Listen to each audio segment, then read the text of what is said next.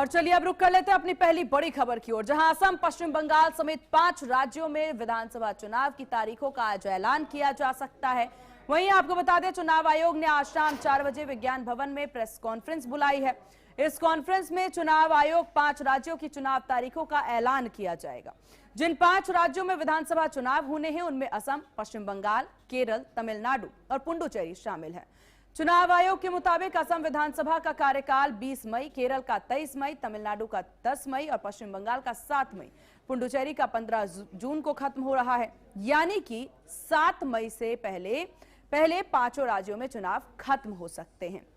अब ये तारीख जो है उसका ऐलान होना है और उस पर सबकी निगाहें जरूर टिकी हुई नजर आ रही हैं कि चुनाव की तारीखों पर जो ऐलान होना है। अब जरा आपको ग्राफिक्स के जरिए हम तमाम जानकारी विस्तार से साझा करेंगे। हम आपको बताएंगे कि किस प्रकार से चुनाव होने हैं, क्या कुछ इसमें उम्मीद। देखिए, पश्चिम बंगाल से शुरू करते हैं। पश्चिम बंगाल 294 सीट 2021 के नतीजे क्या रहे हैं? टीएमसी को मिले थे 215 वोट। यहां पर 2021 के नतीजे, पिछले चुनावों के नतीजे हम आपको बता रहे हैं, और बीजेपी को मात्र 77 वोट। और ये माना जाता है, देखिए ये सब तब हो रहा है जब एक लहर भाजपा की देखने को मिल रही थी। उस दौरान ऐसी तस्वीरें सामने आई पश्चिम बंगाल से, जो कि भाजपा के लिए एक बहुत ज्यादा अच्छे नतीजे नहीं है लेकिन बहुत खराब भी नहीं है, क्योंकि पश्चिम बंगाल में भाजपा को 77 सीट मिलना भी ये महत्वपूर्ण माना जा रहा था चुनावी समीकरण के मुताबिक। कब समाप्त होगा सीएम का कार्यकाल? देखिए, पश्चिम बंगाल का जो कार्यकाल है वो 7 मई को, टीएमसी का कार्यकाल 7 मई को खत्म हो जाएगा। अब 7 मई से पहले यहां पर चुनाव कराने हैं और इसीलिए उम्मीद जताई जा रही है कि इससे पहले ही तारीखें जो हैं वो सामने आ सकते हैं। इसी साल 5 राज्यों में चुनाव होने हैं और उसको लेकर के आज तारीखों का ऐलान किया जाएगा। अब 5 राज्यों की 824 सीटों पर चुनाव है। पश्चिम बंगाल में 294 सीटों पर चुनाव है। समझिए, पश्चिम बंगाल अभी बहुत महत्वपूर्ण है, क्योंकि इस बार भाजपा की बहुत कोशिश है कि पश्चिम बंगाल में जो है वो आया जाए, सत्ता में काबिज वो हो सके। अब आगे बढ़ते हैं, तमिलनाडु की बात करते हैं। तमिलनाडु में 234 सीटों पर चुनाव है। तमिलनाडु में 234 सीट, पश्चिम बंगाल में हमने देखा 294। अब असम की बात कर ली जाए तो असम में 126 सीटें हैं जिन पर चुनाव होने हैं। पूरा समीकरण जनता के यहां पर डिपेंड कर रहा है। केरल में 140 सीटें हैं जिस पर चुनाव हो रहा है, और केरल में भी देखिए, केरल में 140 सीटें जिस पर चुनाव हो रहा है और इसीलिए ये महत्वपूर्ण है। पश्चिम बंगाल हो, असम हो, हर जगह पर बीजेपी के द्वारा शुरू से ही चुनावी रैलियां की जा रही है। तमिलनाडु की रैलियां की जा रही है और इस बार रणनीति में बड़े बदलाव भाजपा के द्वारा कहा जाता है। भाजपा हमेशा चुनावी मोड में होती है, इसका जिक्र भी बार बार होता है, और ऐसे में बीजेपी अब पूरी तरह से तैयारी में है। अब कब समाप्त होगा कार्यकाल वो भी हम एक बार फिर से आपको बता देते हैं। पश्चिम बंगाल की बात कर ली जाए तो पश्चिम बंगाल में टीएमसी का कार्यकाल 7 मई को समाप्त हो जाएगा और इसीलिए उम्मीद जताई जा रही है कि उससे पहले अब चुनाव आयोग के द्वारा जो है तारीखों का ऐलान किया जाएगा। किस तरह की तैयारी है वो भी हम आपको बताएंगे, और क्या कुछ यहाँ पर देखिए, शाम 4 बजे का समय निर्धारित किया गया है जब यहाँ पर प्रेस कॉन्फ्रेंस होगी, और उस प्रेस कॉन्फ्रेंस में जो है किस तरह से चुनाव आयोग के द्वारा क्या कुछ तारीखें यहां पर बताई जाती है, इस पर चर्चा की शुरुआत कर लेते हैं। हमारे साथ राहुल तलान जी हैं, राजनीतिक विश्लेषक। राहुल जी, बहुत स्वागत है आपका एचएनएन न्यूज पर। राहुल जी, देखिए, अब तारीखों का ऐलान तो होगा ही, लेकिन एक एक करके अगर हम 5 राज्यों के समीकरणों पर नजर डालें, सबसे पहले शुरुआत पश्चिम बंगाल से करते हैं। आपके अकॉर्डिंग क्या है वहां का समीकरण, क्या कहता है?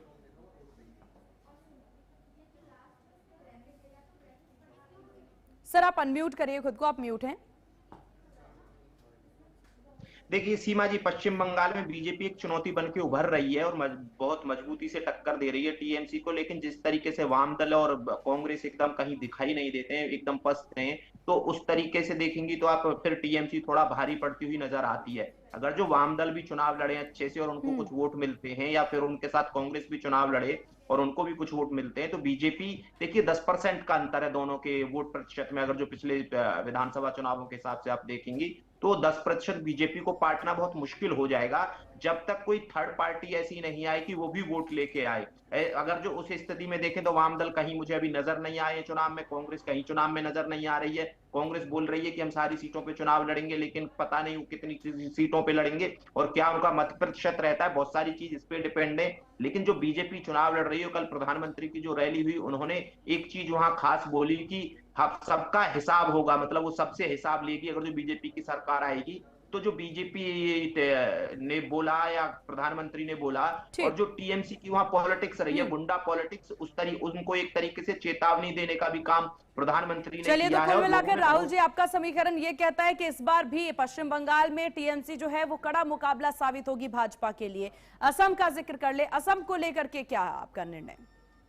देखिए, असम में कांग्रेस चुनौती दे रही है, लेकिन जहां तक मुझे लगता है कि हिमंता बिस्वा शर्मा को चुनौती कांग्रेस की मुझे ऐसी नजर आ नहीं रही है। और है क्या है, देखिए पॉलिटिक्स में हिमंता बिस्वा शर्मा ने भी बोल दिया है कि वो महिलाओं के खातों में 10 रुपए डालेंगे। तो ये जो फ्री बीज वाली पॉलिटिक्स चल रही है, उससे महिलाएं सारा इलेक्शन ही देती है। तो बीजेपी को मुझे लग रहा है कि एज है असम में, और हिमंता बिस्वा शर्मा दोबारा से रिप हो जाएंगे। तो एक्चुअली में बीजेपी तीसरी बार रिपीट हो जाएगी वहां।